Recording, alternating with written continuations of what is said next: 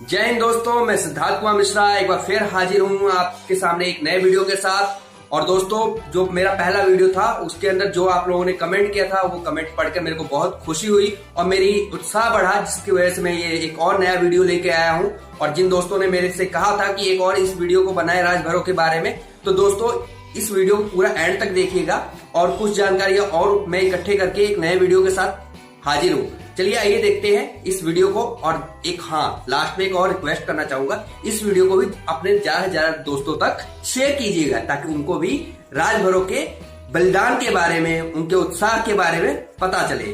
तो चलिए हम आगे वीडियो को देखते हैं। अब हम जानते हैं बहराइच का महानायक महाराजा सुहेलदेव ने कैसे लिया सोमनाथ मंदिर पर हमले का बदला। इतिहास की बात में आज हम लेकर आए हैं 11वीं सदी के एक ऐसे महाराजा के बारे में जिसे जानने के लिए हर कोई उत्सुक है। यह है श्रावस्ती के महाराजा सुहेलदेव। भारतीयता और हिंदू धर्म के ध्वजा वाहक महाराजा सुहेलदेव को कोई राजपूत तो कोई राजभर तो कोई पासी जाति से जोड़ता है। खैर, यह तो है महाराजा पर जातियों के दावे, लेकिन आज हम आपको महाराजा सुहेलदेव के बारे में कुछ ऐसा बातें बताने जा रहे हैं जिसे शायद ही आप जानते हों। तो हम बताते हैं कैसे। मिरायत ए मसूदी के अनुसार महाराजा सुहेलदेव का राज्य वर्तमान में उत्तर प्रदेश के श्रावस्ती और बहराइच जिले और उसके आसपास के क्षेत्रों में था और राजा मोरध्वज के बड़े बेटे थे। जबकि अवध गजेटियर के अनुसार महाराजा सुहेलदेव का जन्म 19 में बसंत पंचमी के दिन बहराइच के शासक महाराजा प्रसेनजीत के घर में हुआ था। इतिहासकारों के अनुसार 750 से 1200 ईस्वी तक राजपूत काल माना गया है, यानी भारतीय इतिहास के गौरवशाली राजा पृथ्वीराज चौहान के जन्म के करीब 76 साल पहले जन्म हुआ था।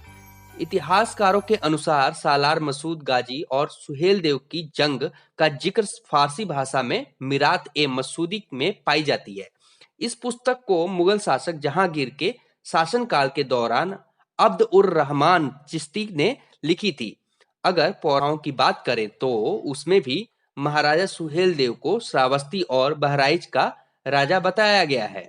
सुहेलदेव को शकरदेव, सुहीर ध्वज, सुहरी दिल, सुहरी दल ध्वज, राय, सुहीद देव, सुसज और सुहारदल सहित कई अन्य नामों से भी जाना जाता है।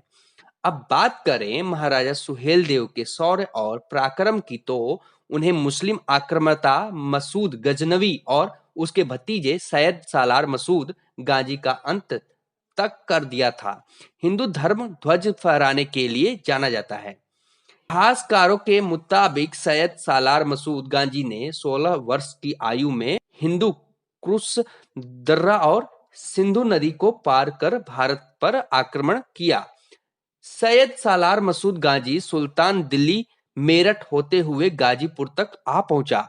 यहां राजा माधानता को पराजित कर गांधीपुरी का नामकरण अपने उपनाम गाजी पर गाजीपुर कर दिया और गंगा नदी के किनारे बने राजा मांधाता के किले को तहस नहस कर दिया, जिसे आज कठौत की गढ़ी के रूप में जाना जाता है। यह जगह आज भी पुरातत्व विभाग के संरक्षण में है। ऐतिहासिक शास्त्रों के मुताबिक सालार मसूद गाजी ने अपने सिपाह सालार सैयद सैफउद्दीन और मियां राजब को बहराइच फतह करने को भेजा। बहराइच और उसके आसपास के छोटी छोटी रियासतों के हिंदू राजाओं ने मुस्लिम आक्रामकता को देखते हुए उनको रोकने के लिए एक संघ का गठन किया, लेकिन मसूद के पिता सैयद सालार साहू गाजी और उसकी सेना हिंदू राजाओं के इस संघ को हरा दिया। बहराइच और उसके आसपास के राज्यों को फतह करने के बाद सालार मसूद गाजी और उसकी सेनाओं ने नगरों को लूटना, वहां के स्त्रियों के साथ दुष्कर्म करना और लोगों का कत्लेआम जारी रखा। कहा जाता है कि मसूद सालार सन 1033 में खुद बहराइच आया। उम्मीद करता हूं दोस्तों आप लोग जो वीडियो देख रहे हो आप लोग को मजा आ रहा होगा, लेकिन मैं इस वीडियो को आगे लेके जाने से पहले मैं जानना चाहूंगा कि आप किस प्रदेश से हो जो हमारी इस वीडियो को देख रहे हो। कमेंट करके जरूर बताइएगा। चलिए हम आगे जानते हैं। मसूद गजनवी के सोमनाथ मंदिर पर आक्रमण कर वहां लूटपाट मचाने और भारत की स्मिता को चुनौती देने वाले गजनवी के भतीजे मसूद सालार गांजी को रोकने के लिए श्रावस्ती के महाराजा सुहेल देव जंग ए मैदान में उतर आए। जिस मसूद सालार गांजी ने जिन हिंदुओं को हर बार हराया, उस गांजी का अंत 1034 में बहराइच में महाराजा सुहेल देव और उनकी सेना ने अंत कर दिया। कहा जाता है कि महाराजा सुहेल देव ने अपना भाला सीधे मसूद सालार गांजी के सीने में उतार दिया, जिससे उसकी मौत हो गई।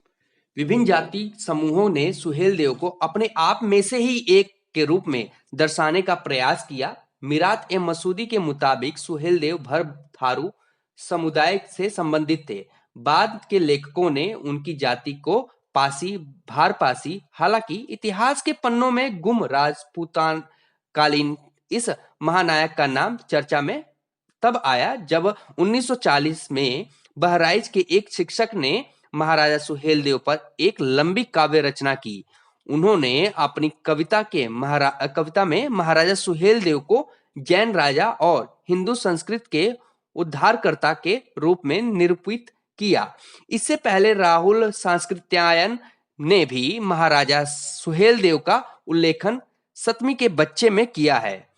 इसी तरह आर्य समाज, राम राज्य परिषद और हिंदू महासभा ने महाराजा सुहेल देव को हिंदू नायक के रूप में प्रतिष्ठित किया है। अप्रैल 1950 में इस संगठनों के संघर्ष और 2000 से अधिक लोगों की गिरफ्तारियों के बाद बहराइच में करीब 500 बीघा भूमि पर कई चित्रों और मूर्तियों के साथ सुहेल देव का एक भव्य मंदिर बनाया गया था। अब हम बात करते हैं कि सुहेल देव का नाम जो है, महाराजा सुहेल देव का नाम जो है राजनीति के साथ कैसे जुड़ गया। आइए अब जानते हैं। आज के इस महानायक की लोकप्रियता को भुनाने के लिए 1950 और 1960 के दशक में राजनीति शुरू हो गई। वहां के स्थानीय राजनेताओं ने महाप्रतापी महाराजा सुहेल देव को पासी जाति का बताना शुरू कर दिया था। पासी एक दलित समुदाय है और बहराइच के आसपास एक महत्वपूर्ण वोट बैंक भी है।